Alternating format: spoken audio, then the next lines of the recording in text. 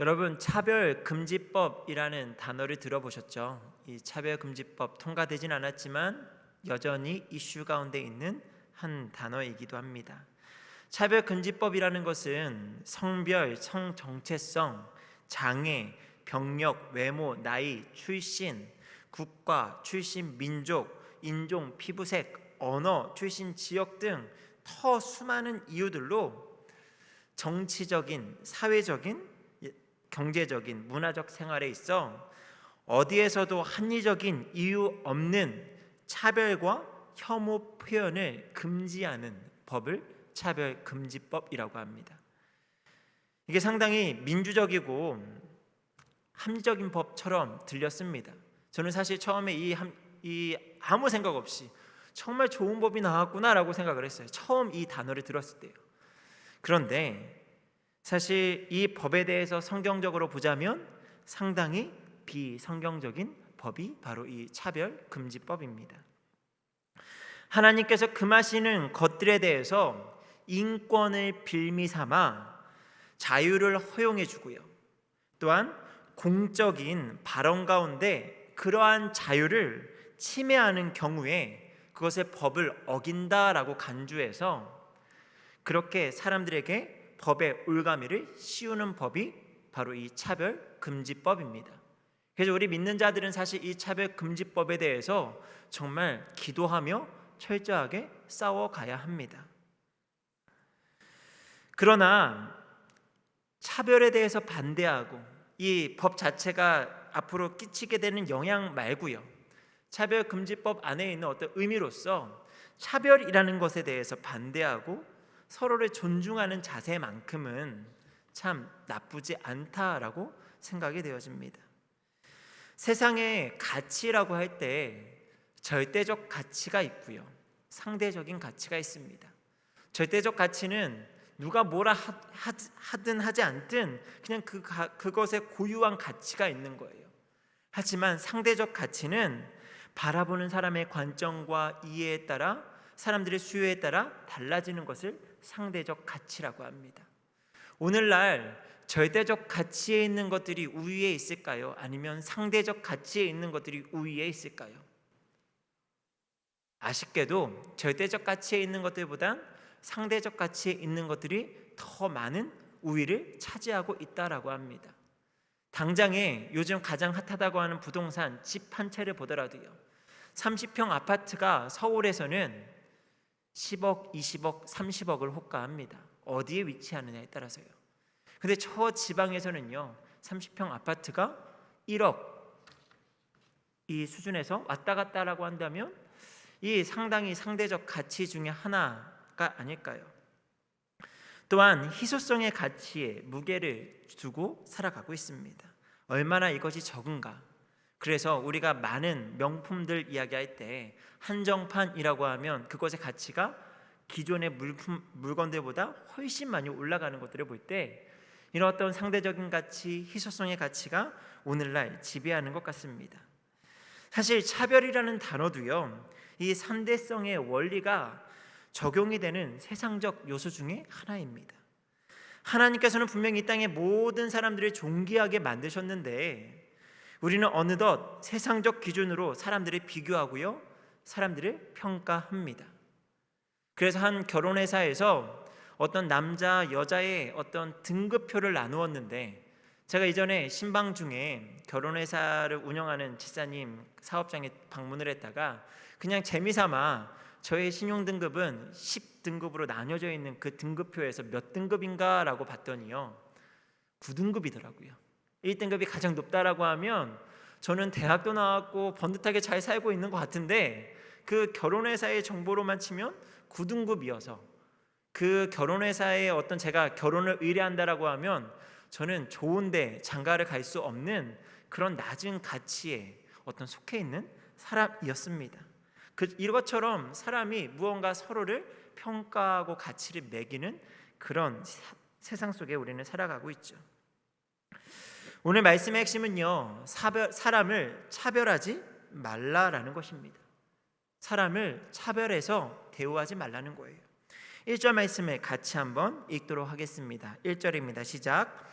내 형제들아, 영광의 주 곧 우리 주 예수 그리스도에 대한 믿음을 너희가 가졌으니 사람을 차별하여 대하지 말라. 여러분, 세상의 문화는요, 차별입니다. 왜 사람들이 길을 쓰고 성공하려고 합니까? 성공해야만 진정한 행복이 있는 것이 아니라 수많은 사람들과의 경쟁 속에서 높은 곳에 오르고 싶은 거예요.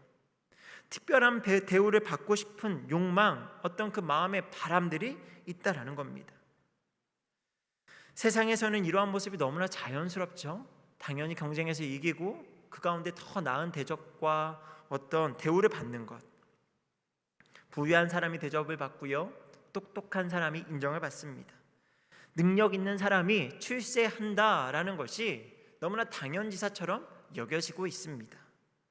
그런데 그것은 철저한 세상의 논리일 뿐, 교회는 이와는 달라도 한참 달라야 한다라고 이야기하죠. 교회는 하나님의 새로운 공동체입니다. 하나님의 법이 적용되는 공동체예요. 이 세상과 분명하게 구별되어야 하는 공동체입니다. 그럼에도 교회 안에 이 세상의 차별 문화가 슬그머니 들어와 있습니다.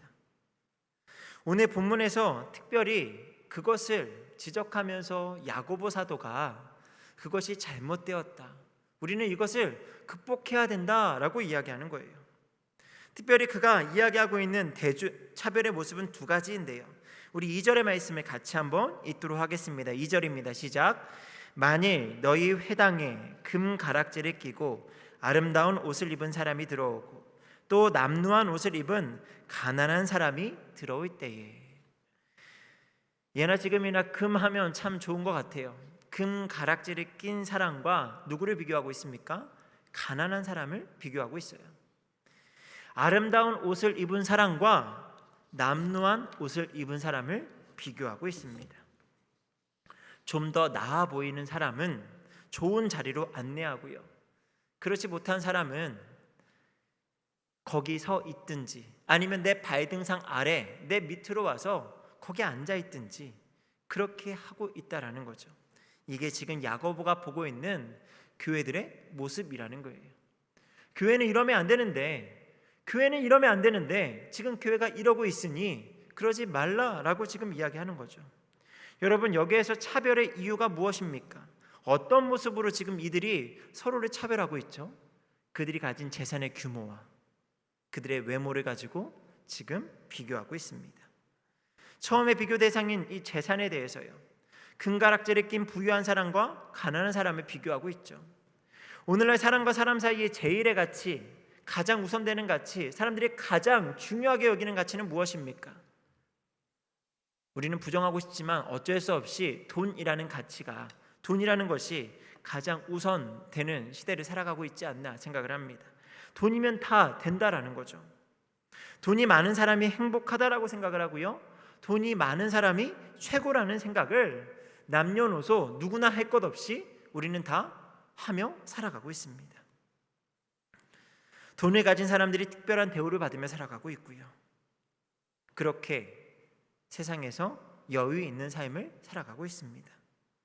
그런데 문제는요, 세상은 그럴 수 있다 쳐도 교회는 그러면 안 되는데 교회 안에 그런 문화가 들어와 있다라는 거예요. 돈을 가진 사람들에게 특별 대우를 하는 것, 이것을 우리는 배금주의, 황금 만능주의, 아니면 만몬즘이라고 하는 어떤 여러 단어들로 이야기할 수 있습니다. 여러분, 이것이 왜 교회 안의 문제이겠습니까? 우선은 기본적으로 성경이 이 돈을 사랑하는 것에 대해서 경각심을 가져야 한다라고 이야기하죠.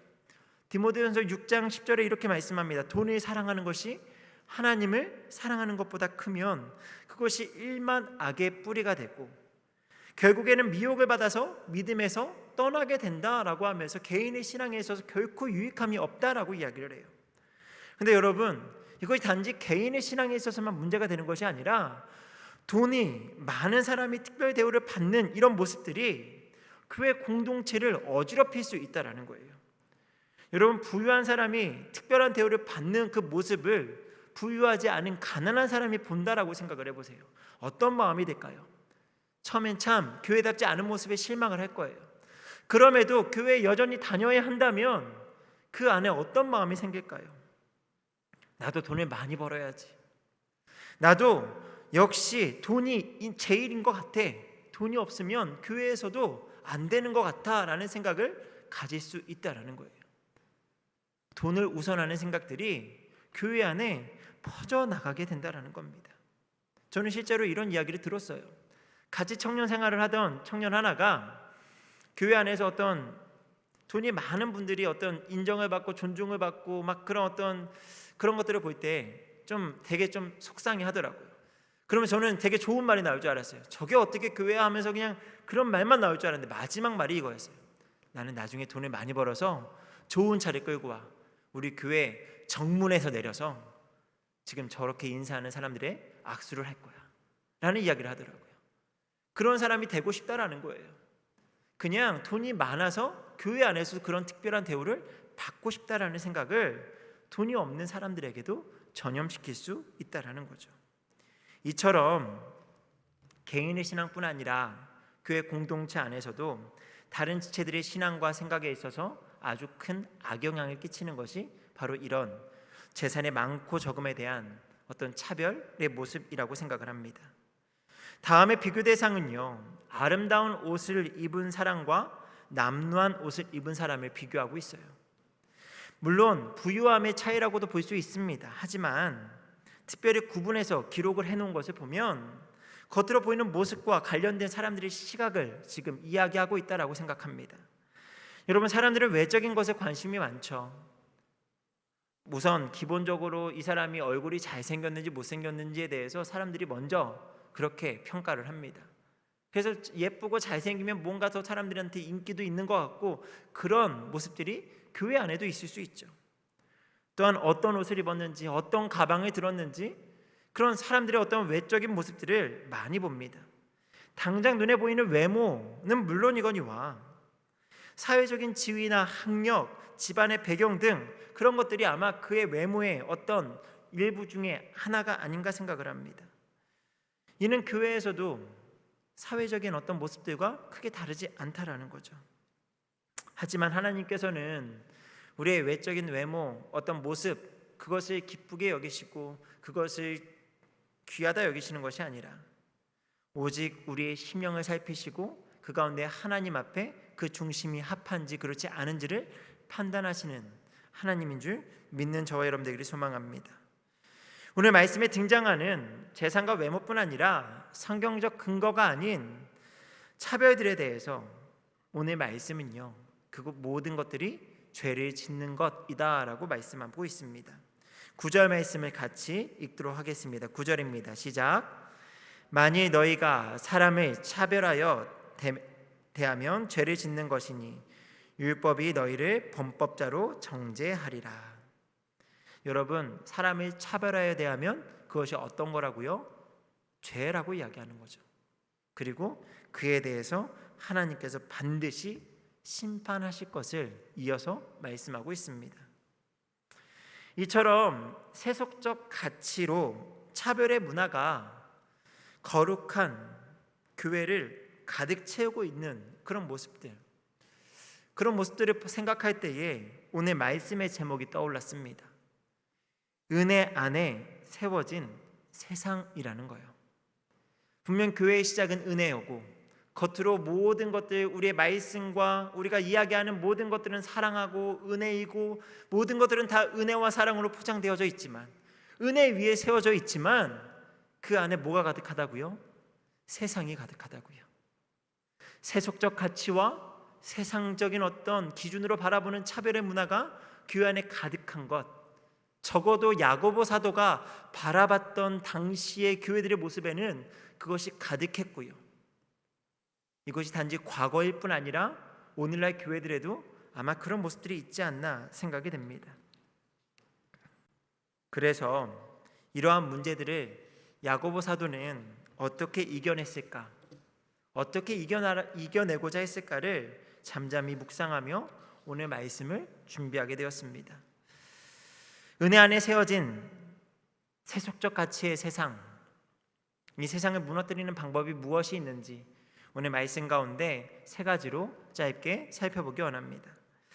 그 먼저 첫 번째는요, 영광의 주 곧 예수 그리스도에 대한 믿음을 가져야 한다라는 것입니다.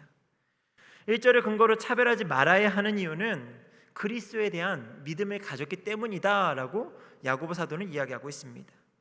다시 말해 교회가 차별로 인해 교회답지 못할 때 회복해야 한다는 것은 바로 예수 그리스도에 대한 믿음을 회복해야 된다라고 지금 말씀하고 있는 거예요. 여기서 우리가 좀 더 깊이 생각할 것은 예수 그리스도에 대한 수식어입니다. 예수님에 대해서 어떤 수식어를 지금 이야기하고 있죠? 영광의 주라고 이야기하고 있습니다. 영광의 주 예수 그리스도. 사실 영광이라는 것은 누군가를 이야기할 때 찬사의 표현 가운데 최고의 표현이 아닐까 생각을 해요. 영광, 이 영광이라는 단어예요. 그런데 막상 우리가 복음서를 통해서 보았던 예수님의 모습은 사람들이 차별하는 모습 가운데 어느 쪽에 가까운 모습이었죠? 예수님이 보여주셨던 행보와 예수님의 인생의 예수님의 모습을 오늘 교회 가운데 야고보 사도가 바라보았던 모습들, 차별당하는 그 모습들 가운데 어느 모습에 가깝습니까? 부유함인가요? 예수님이 수많은 사람들에게 좋은 자리로 안대받는 그런 부유함으로 인생을 사셨습니까? 아닙니다. 예수님은 머리 둘 곳 하나 없이 자기의 소유가 하나 없는 그런 가난한 인생을 사셨습니다. 그렇다면 아름다운 옷을 입으셨나요? 그것도 아니죠. 화려한 무늬라고는 찾아볼 수 없는 통으로 짠 옷 한 벌을 입으시며 그렇게 인생을 살아내셨습니다. 그래서 제가 예전에, 요즘에는 이런 선극, 연극하는 문화가 교회 안에 많이 좀 줄긴 했지만 제가 20대 초반에 교회 안에 연극팀이 있었거든요. 거기에서 어쩌다가 예수님 역할을, 이제 과분한 역할을 맡게 됐어요. 그런데 이 예수님 역할을 이제 흰 옷을 이렇게 한 벌로 짜주셨는데 이 옷을 너무 정말 정결하게 예수님이 입으셔야 되는 옷이니까 정말 깨끗하게 드라이 클리닝 해가지고 정말 깨끗하게 가져오셨어요. 그랬더니 이 의상 담당하시는 집사님이 가져오신 그 옷을 총 연출하시는 집사님이, 아니 집사님, 예수님이 입는 옷이 이렇게 깨끗해도 되는 거예요? 라고 이야기하시더라고요. 그래서 그 자리에서 모두가 다 벙 졌습니다. 아니 무슨 얘기를 하는 거지? 근데 이 집사님이요, 복음서를 아무리 읽어도 예수님이 이렇게 깨끗한 옷을 입고 지내셨을까를 생각해 보니까 아니라는 거예요. 자기가 아무리 고증하고 또 생각을 해봐도 예수님이 그렇게 많은 옷을 입고 다니신 것이 아니라 이 한 옷을 입고 잠도 주무시고 일도 하시고 사람들과 뒹굴면서 지내시면서 옷이 이렇게 깨끗할 수가 없다. 우리가 정말 실제와 가까운 연극을 하려면 예수님이 정말 어떤 옷을 입으셨을까? 그러더니요, 그 깨끗하게 빨아온 그 흰 옷을요 막 흙먼지를 묻혀가며 더럽게 만들어 놓으셨더라고요. 속으로 그랬죠. 이왕이면 깨끗한 옷을 입고 싶은데 왜 이렇게 더럽게 만드시지? 근데 지금 생각해 보니까요, 예수님께서 그렇게 깨끗한 옷을 입지 않으셨을 것이다 라는 거에 저도 공감을 하게 되었습니다. 그렇게 사람들에게 화려해 보이는 깨끗한 옷이 아닌 그냥 그저 그런 옷을 입고 인생을 사셨다라는 거죠. 그런데 그런 예수님을 향해서 어떤 표현을 하고 있다고요? 영광이라는 표현을 쓰고 있어요. 누구에게도 찬사를 받을 수 없을 만큼 그렇게 가난한 인생, 화려하지 않은 인생을 사셨던 예수님을 향해 영광이라고 이야기하고 있습니다. 그렇다면 주님의 영광은 어떤 의미입니까? 세상의 영광과 분명 의미가 다릅니다. 이 세상의 영광과는 비교되지 않는 하늘의 영광으로서의 그 영광을 예수님께 소개하고 있죠. 세상의 영광은 우선은 화려하고 대단해 보일 수 있습니다. 하지만 조금만 더 깊이 들어가 생각을 해보면 그렇게 대단한 것이 아니에요. 왜냐하면요, 아주 잠시뿐이기 때문이죠. 잠시 있다 사라지는 영광이라는 거예요.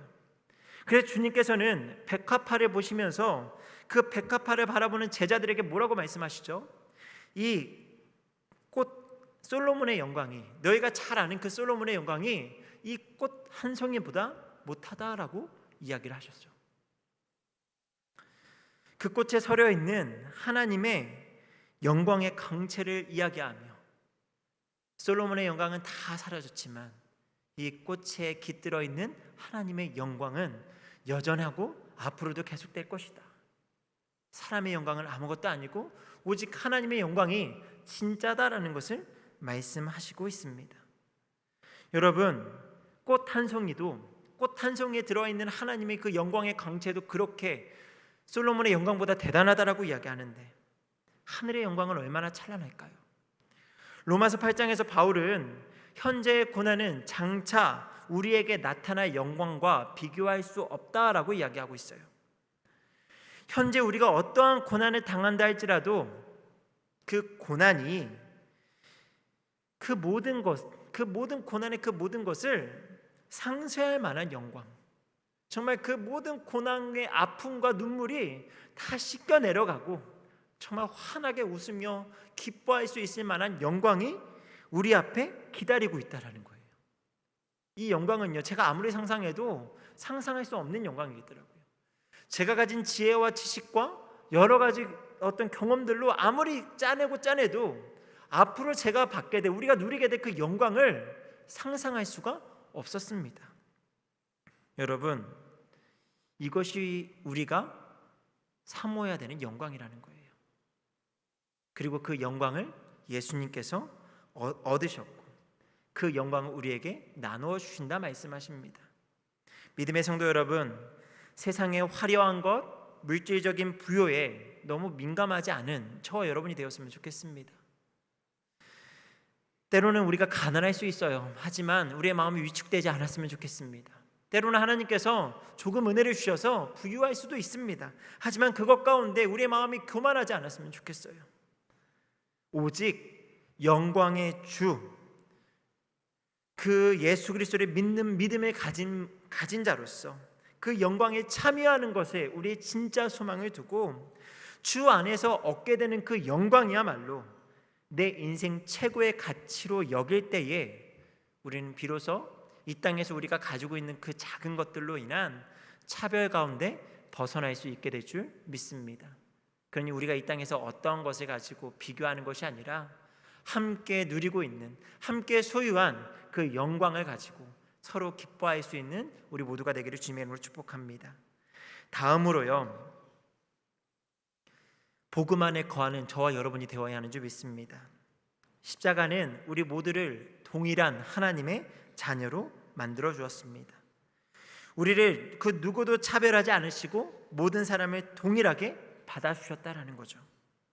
그리스도 안에서 더 이상 어떤 구별, 차별도 없어지게 되었습니다. 갈라디아서 3장 28절은 이렇게 말씀합니다.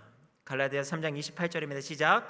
너희는 유대인이나 헬라인이나 종이나 자유인이나 남자나 여자나 다 그리스도 예수 안에서 하나이니라. 유대인이나 헬라인은 하나가 될 수 없는 사고를 가지고 있었어요. 기본적으로 내세에 대한 생각들, 여러 가지 사고들이 절대 하나가 될 수 없어요. 그런데 그들이 하나라고 이야기하는 거예요. 특별히 유대인들이 이 이방인들, 헬라인들을 개처럼 취급했음에도 불구하고 그들이 서로 하나다라고 지금 이야기하고 있어요. 여러분, 종과 주인이 하나가 될 수 있습니까? 종은 사실 물건과 같이 취급되었던 그 시대가 아닌가요? 그런데 그들이 서로 하나다라고 지금 이야기하고 있어요. 그런데 이 하나됨이 어떤 조건을 가지고 있죠? 그리스도 안에서 하나다라고 지금 이야기하고 있습니다. 예수 그리스도 안에서 어떤 차별이나 계층의 벽도 없이 허물어지고 하나가 되는 것이다라고 지금 말씀하고 있죠. 여러분, 그 조건이 뭐라고요? 그리스도 예수 안에 있다라고 할 때 그것이 하나가 된다라는 거죠. 이것을 오늘 우리가 읽었던 본문 가운데 13절에 긍휼이라는 단어를 통해서 이해할 수 있지 않나 생각을 합니다. 여러분, 긍휼이라는 것이 무엇입니까? 단어적 해석보다 주님께서 우리를 어떻게 대하셨는가를 조금만 생각하면 이 긍휼에 대해서 알 수가 있습니다. 도무지 사랑받을 수 없는 여전히 죄인의 신분이었던 죄인들을 받아주신 것, 그게 긍휼 아닌가요? 그 죄에 대해서 어떠한 값을 치를 수 없는 그 모든 죄인들에 대해서 그 죄를 없이 해주신 것, 그것이 긍휼이 아닌가요? 그리고 이것을 우리는 복음이라고 이야기합니다. 여러분, 우리는 예수 그리스도께서 베푸신 긍휼의 은혜 아래서 믿음에 따라 새롭게 난 사람들인 줄 믿습니다. 이 말은 1차적으로 우리 자신을 바라보는 시각에 대해서 죄에서 자유함을 얻은 자유인이 되었다라는 것을 이야기해요. 그래서 우리는 우리 개인의 거듭남에 대해서 감사하고 기뻐하는 은혜를 누리고 있습니다. 여기까지는 적어도 저와 여러분 누구라도 아마 공감하며 우리는 다 그런 삶을 살아가고 있는 줄 믿습니다. 그런데 문제는 이거예요. 그리스도의 은혜가 나를 향해 임했다라는 그 시각에서 끝이 난다라는 거죠. 분명 나는 죄인이었고 나는 무가치한 사람이었는데 그 은혜를 받아서 가치 있는 사람으로 변화되어진 그 놀라운 긍휼의 사건, 은혜의 사건을 나에게만 적용하고 끝을 내는 거예요. 여러분, 가치 없던 나, 죽을 수밖에 없던 나에게 임한 그 은혜가 나뿐 아니라 내 옆에 있는 지체, 내 옆에 있는 지체에게 모두에게 임했다라는 것을 우리는 생각해야 된다라는 거죠.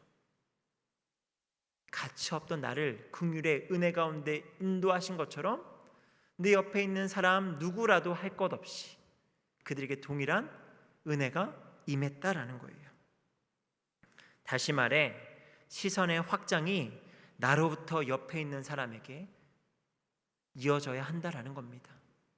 나만 구원받고 나만 은혜 받은 것이 아니라 나뿐 아니라 옆에 있는 지체들도 동일하게 은혜를 받았다라는 것을 한 번 더 생각해야 돼요. 이것이 되지 않으니까 우리는 여전히 구원받은 사람으로서 교회 안에 들어와 신앙생활을 하고는 있지만 여전히 신앙생활 가운데 세상의 법대로 옆에 있는 사람들이 평가하는 거예요. 옆에 있는 사람이 하나님의 은혜 가운데 구원함의 은혜로 온전히 나와 같이 가치 있는 사람이 되었다라는 것을 그런 시선으로 바라보는 것이 아니라 여전히 세상적인 가치를 가지고 이 사람이 많고 소유가 많고 적은지에 따라 이 사람이 조금 잘났고 그렇지 않은가에 따라서 바라보는 시각이 여전히 머물러 있다라는 거죠.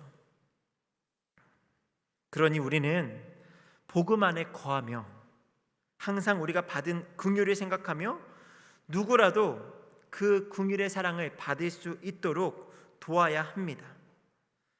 그리고 내가 받은 그 사랑을 내 옆에 있는 지체도 받았다라는 것을 생각하며 함께 복음 안에 머물 수 있는 그런 공동체가 되기를 힘써야 하는 줄 믿습니다.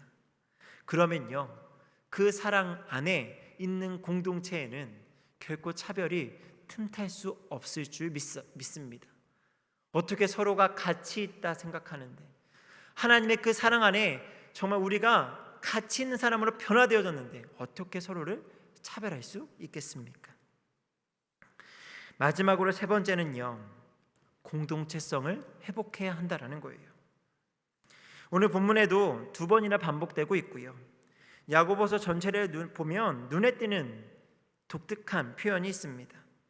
야고보는요, 의도적으로 이와 같은 표현을 반복하는데 내 형제들아, 형제들아, 내 사랑하는 형제들아 라는 표현을 야고보서 전체 가운데 여러 번 사용해요.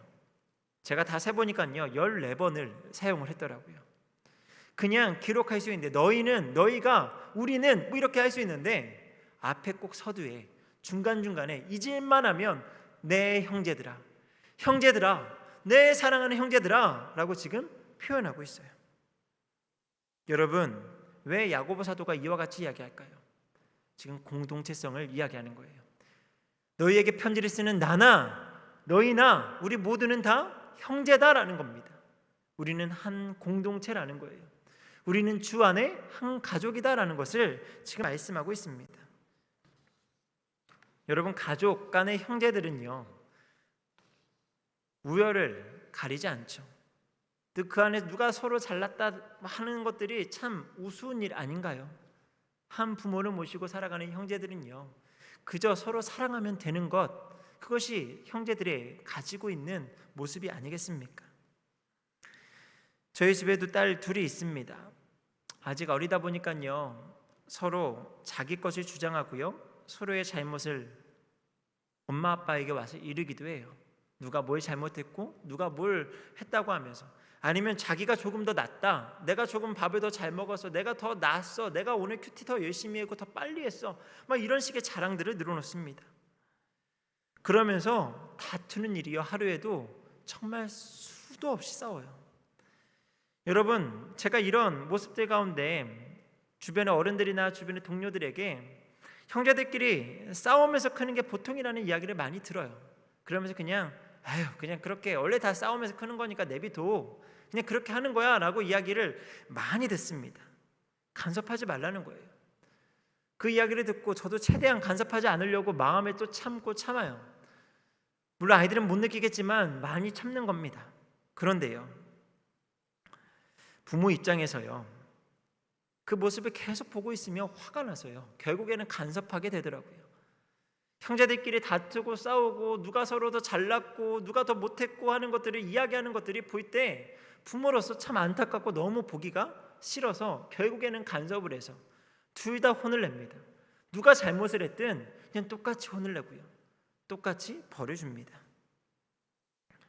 그러면 참 많이 속이 상해요.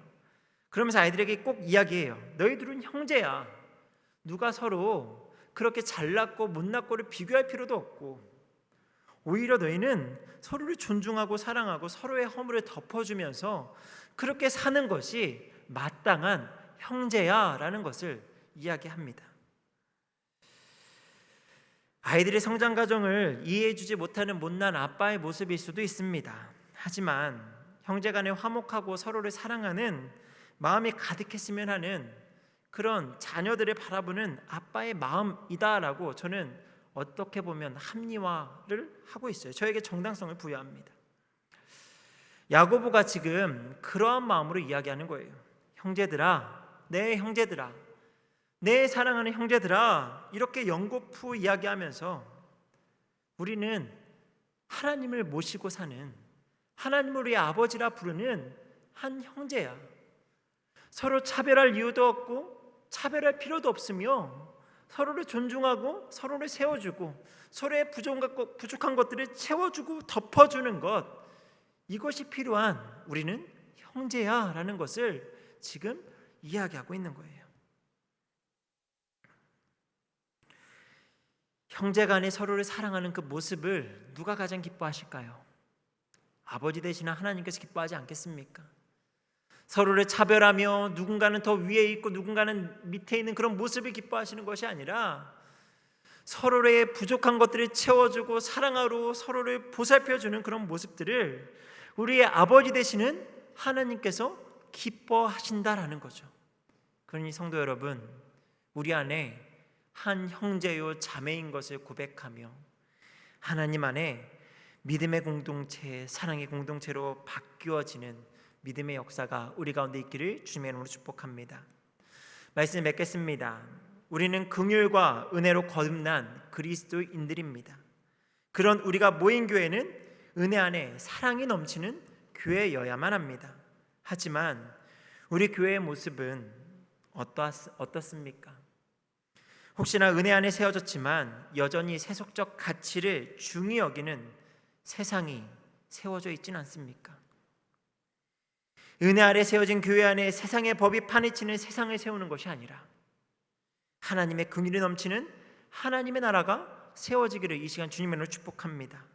이를 위해서 예수 그리스도를 믿는 믿음으로 얻게 된 영광, 우리가 장차 얻게 될 그 영광을 가장 귀한 것으로 여기고, 우리가 이 땅에서 가지고 있는 서로의 많고 적음의 그런 것들을 작은 것으로 여겨서 우리 안에 서로 함께 가지고 있는, 함께 누리고 있는, 함께 마주하게 될 그 영광을 서로 기뻐하며 축하하며 그렇게 하나된 공동체가 되기를 소망합니다.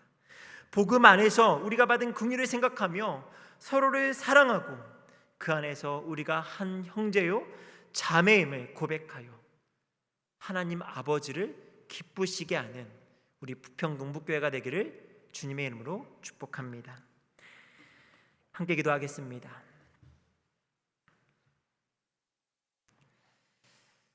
사랑의 하나님 아버지, 감사합니다. 하나님의 교회는